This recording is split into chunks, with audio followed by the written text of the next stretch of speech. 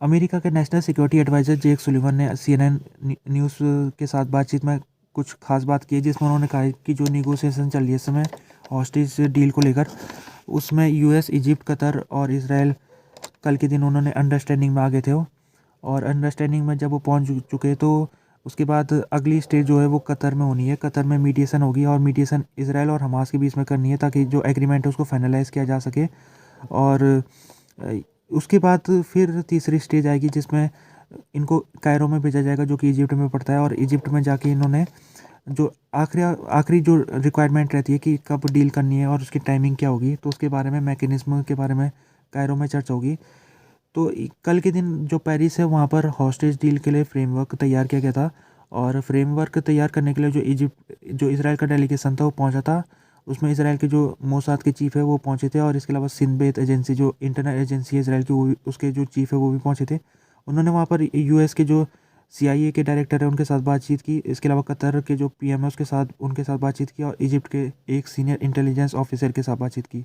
तो कल जो पेरिस में जो वार्ता हुई थी, वो वार्ता काफ़ी पॉजिटिव डेवलपमेंट बताया जा रहा था, और कहा जा रहा था कि जो फ्रेमवर्क है वो लगभग लगभग तैयार हो चुका है। हालांकि अभी तक कोई भी इसका ऑफिशियल कंफर्मेशन नहीं कर रहा है, और ये डील काफ़ी कॉम्प्लिकेटेड होने वाली है। जो अगले कुछ मीटिंग होगी उसमें ये पता भी लग जाएगा कि डील करने में जो समस्या है वो सामने आएगी। तो बेंजामिन नेतन्याहू, ये इजराइल के पीएम है, इन्होंने इंटरव्यू दिया है सीबीएस न्यूज़ को, जिसमें इन्होंने कहा है कि उन्होंने कहा है कि अभी तक क्लियर नहीं है कि जो हॉस्टेज डील है वो होगी कि नहीं होगी। इसके बारे में उन्होंने कहा अभी क्लियर नहीं है, और इसके अलावा जो डिटेल बताने से उन्होंने मना कर दिया है। और उन्होंने कहा है कि हमास को मोर रीजनेबल डिमांड करनी पड़ेगी, यानी कि जो हमास इससे पहले डील करने के लिए वो डिमांड कर रहा है, वो उससे अगर वो ऐसी डिमांड करता रहेगा तो फिर इसराइल उसको नहीं मानेगा। तो जैसे कि हमास ने इससे पहले जो कायरो वाली डील थी उसमें हमास ने अमेंडमेंट कर दिया था। उसने कहा था कि जो डील वो तभी करेगा जब इसराइल परमानेंट यहाँ पर सीज़फायर करेगा। तो इसराइल ने कहा था कि ये डिमांड को हम नहीं मानेंगे, और हम कुछ समय के लिए लड़ाई को रोक सकते हैं, लेकिन परमानेंट हम नहीं रोकेंगे। तो नेतन्याहू का कहना यही है कि अगर हमास फिर से ये परमानेंट सीज़फायर की डिमांड करेगा तो हम उसको नहीं मानेंगे। और अभी कुछ जो इसराइल के न्यूज़पेपर है उसमें बातें चल रही है कि जो डील होगी वो 6 हफ्तों तक चलेगी। और 6 हफ्ते क्योंकि अभी आने वाले समय में रमज़ान का महीना है, तो इसराइल इस बात में सहमत हुआ है कि वो अगर डील हो जाती है तो रमज़ान के महीने में वो कोई भी अटैक नहीं करेगा इस गाजा के ऊपर, और जो हमास है उसको हॉस्टेजेस छोड़ने पड़ेंगे। आज के दिन जो यूएस और यूके की जो रेड सी के इलाके में सेना है, उन्होंने हouthi के टारगेट को स्ट्राइक किया है, और 18 टारगेट को स्ट्राइक किया है, जिसमें से कुछ अंडरग्राउंड टारगेट भी थे। तो हouthi जिस प्रकार से रेड सी के इलाके में वो लगातार हमले कर रहा है इस कॉमर्शियल शिप के ऊपर, तो उसी को लेकर अमेरिका और यूके ने अपनी सेना इस इलाके में भेजी है, ताकि हouthi को काउंटर कर सके और हouthi के जो टारगेट है उनको हिट कर सके। हouthi के जो ऊपर है, लगभग ये पांचवा अटैक हुआ है हouthi के इलाकों के ऊपर। और ये जो हिट हुआ है टारगेट आज के दिन, उसके ऊपर ईरान का भी स्टेटमेंट आ गया, और ईरान ने कहा है कि जो यूएस और यूके ने जो आज के दिन किया है वो ठीक नहीं किया है, और इससे टेंशन को एस्केलेट हो सकता है इस इलाके में, और जो क्राइसिस की स्थिति है और ज़्यादा बिगड़ सकती है। तो हाउती के जो अटैक है वो लगातार जारी होते जा रहे हैं। अमेरिका ने इससे पहले भी अटैक किए थे, लेकिन उसके बावजूद भी हाउती के पास इतनी कैपेबिलिटी है कि वो इस इलाके में जो कॉमर्शियल शिप है उनको निशाना बनाते आ रहा है। अभी ये भी खबर आई थी कि हाउती की तरफ से इसराइल की तरफ भी मिसाइल छोड़ी गई थी, और इसराइल ने उसको इंटरसेप्ट कर लिया था। तो ये बताते कि हाउती इस समय जो एक बहुत बड़ा एक्टर के रूप में निकल के आ रहा है मिडिल ईस्ट के इलाके में, और उसने जिस प्रकार से ध्यान आकर्षित किया अपने तरफ, तो वो उसकी एक कैपेबिलिटी को दिखाता है।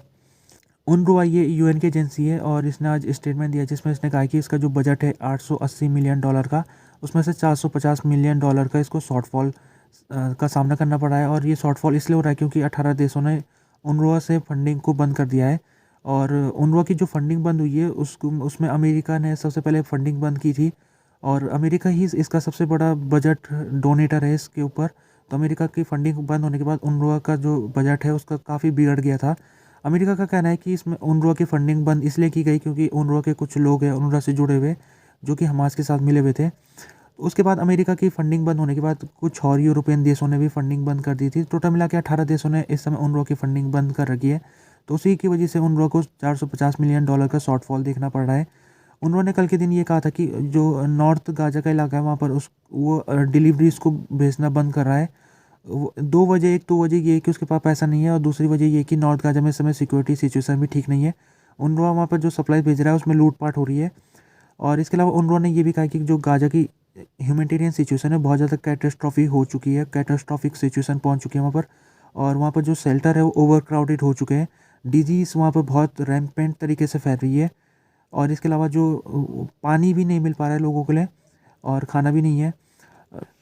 इस समय जो इसराइल का ऑफेंसिव है वो कभी भी रफ़ा में शुरू हो सकता है, और इसराइल ने अभी तक ब्रीफिंग भी नहीं दी है अमेरिका को। और ये आज के दिन NSA सुलिवन ने कहा है, उन्होंने कहा कि अभी तक जो बाइडन जो अमेरिका के राष्ट्रपति हैं उनको इसराइल प्लान के बारे में ब्रीफिंग नहीं मिली है। उन्होंने आगे ये कहा कि जो अमेरिका उसका उसका जो यहाँ पर रफ़ा के इलाके में उसने स्टेटमेंट उसका क्लियर है कि इसराइल अगर रफ़ा में उसको कार्रवाई करनी है तो पहले उसको सिविलियन लाइफ, यानी जो सिविलियन लोग हैं उनको प्रोटेक्शन देनी पड़ेगी। और उन्होंने कहा है कि तभी जाके इसराइल यहाँ पर कुछ ऑफेंसिव कर सकता है। तो रफ़ा का जो इलाका है वो उसमें लगभग 13 लाख लोग हैं इस समय, सिविलियन लोग। और ये रफ़ा का इलाका काफ़ी छोटा है, तो लोग यहाँ पर काफ़ी डेंसली रह रहे हैं। तो इसराइल अगर यहाँ पर ग्राउंड ऑफेंसिव करता है तो लोगों की जान माल का खतरा बहुत ज़्यादा है। तो इसी को लेकर बाइडन एडमिनिस्ट्रेशन ने पहले एक समय से, वो लगभग 1 महीने से वो कहते आ रहे कि जो इसराइल है उसको रफ़ा में एक्शन नहीं लेना चाहिए।